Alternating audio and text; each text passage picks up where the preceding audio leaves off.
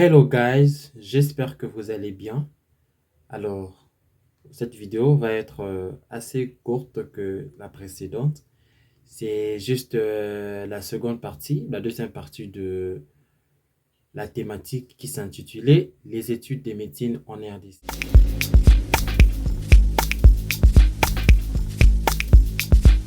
Alors, pour cette deuxième partie, il serait question de savoir comment se déroulent les études de médecine. Ça prend combien de temps?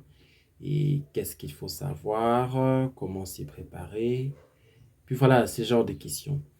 Alors, je vais être assez bref parce que c'est connu de tous hein, comment les études de médecine se déroulent parce que certains peut-être peuvent aller jeter un coup d'œil sur Google et tout. Mais moi, je vais parler selon mon pays et puis selon les différentes universités, à ce qu'il y a en commun vraiment. Alors, la médecine est une étude qui prend 7 ans. Là, je tiens compte de mon université, là où je suis. Et je tiens compte aussi de l'USK. En tout cas, je tiens compte des universités où il n'y a pas la prépo. Parce qu'il y a certaines universités où on débute par la préparation.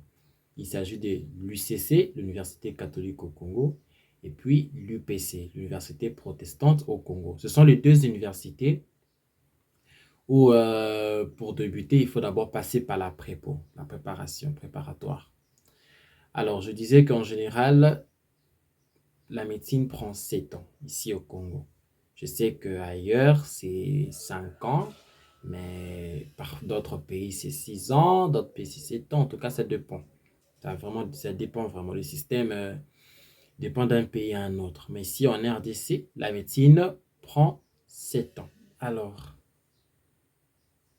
la médecine prend 7 ans de temps, 7 ans. Nous avons le premier graduat, le deuxième graduat, le troisième graduat, le premier doctorat, le deuxième doctorat et le troisième doctorat. Attention, après le troisième doctorat, qui est la dernière année académique, il y a le dernier stage. Le dernier stage regroupe tous les stages que l'étudiant a eu à passer depuis la G1 jusqu'en D3. En tout cas, les derniers stages, c'est l'ensemble de tout ce que tu as pu étudier au cours de ton année académique. Alors, parfois, on appelle ça la D4. Et après ce stage, cette D4, l'étudiant va passer au jury. Le jury va consister à une évaluation par rapport à tout ce qu'il a eu à étudier, à apprendre pendant le stage. Et puis après les jurys, il passe à la défense selon le sujet qu'il va opter, dans quel département. Et puis après, la collation et voilà, il est docteur. Alors, une petite précision pour les différents stages. Les différents stages en médecine, c'est différentes sections, départements. Il y a des stages spécifiques pour chaque année. En G1, le stage qu'il faut faire pendant les vacances, c'est le stage en CPN et en CPS. CPN, c'est consultation prénatale, donc les femmes enceintes. Et puis CPS, consultation préscolaire, c'est-à-dire les bébés, les nouveau-nés. Ceux qui viennent pour des vaccins, donc quand les mères viennent pour le vaccin, pour essayer de voir le poids, des trucs comme ça. Peut-être pour la circoncision aussi, par exemple. En deuxième graduat, le stage spécifique à faire pendant les vacances, c'est le soins infirmiers. Soins infirmiers. Je suis bref, hein, je vous donne juste les quelques lignes. Vous allez voir les détails dans, une, dans différentes carnets de stage qu'on donne pour chaque université. Moi, je donne juste les grandes lignes seulement. Je disais, en deuxième graduat, sont les soins infirmiers.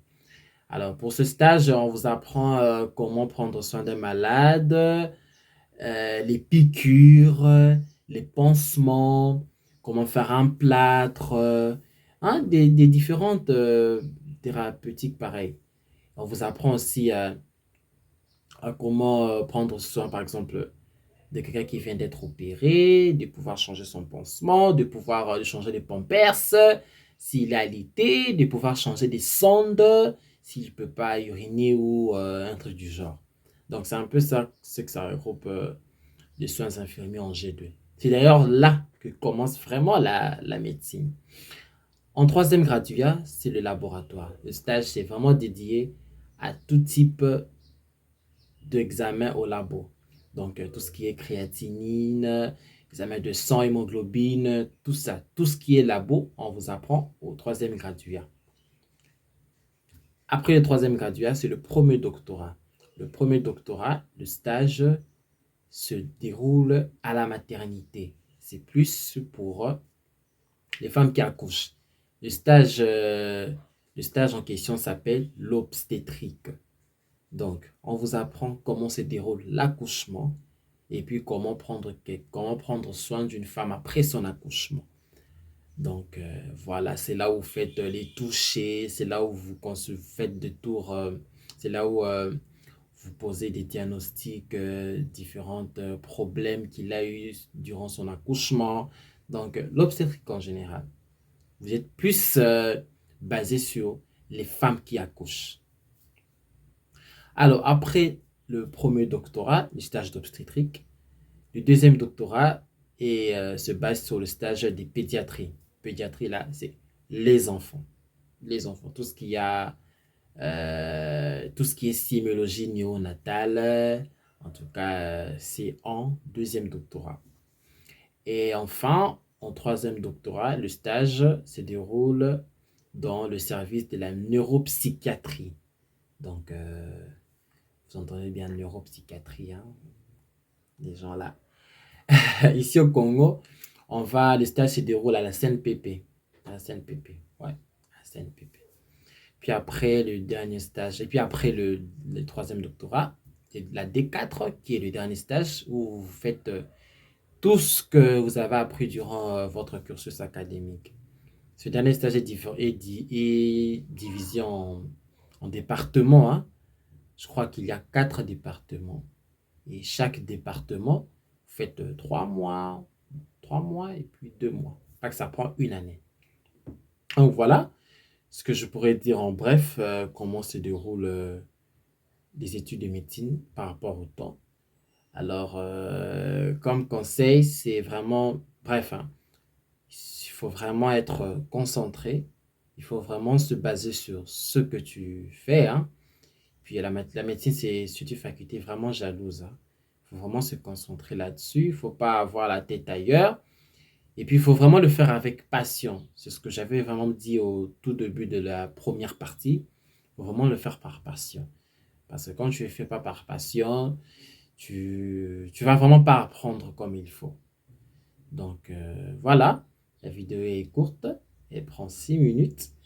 C'est ce que j'allais ajouter comme deuxième partie pour la thématique qui s'intitule « Les études de médecine en RDC ». Vous allez remarquer qu'aujourd'hui, je n'ai pas utilisé de micro. Je n'ai pas utilisé de micro. J'ai juste parlé comme ça. Alors, vous allez me dire comment vous avez trouvé cela, si j'ai été audible. Vous allez me dire dans la zone de commentaires si j'ai été audible ou pas. Et si je dois continuer sans micro ou pas. En tout cas, merci d'avoir suivi. Je vous retrouve pour une prochaine vidéo sur une nouvelle thématique. Et surtout, n'oubliez pas de liker et puis de lâcher un pouce. Voilà, de liker. Et puis de vous abonner pour ceux qui ne sont pas abonnés. Et puis aussi de me suivre sur d'autres pages des réseaux sociaux. Alors, merci et à la prochaine.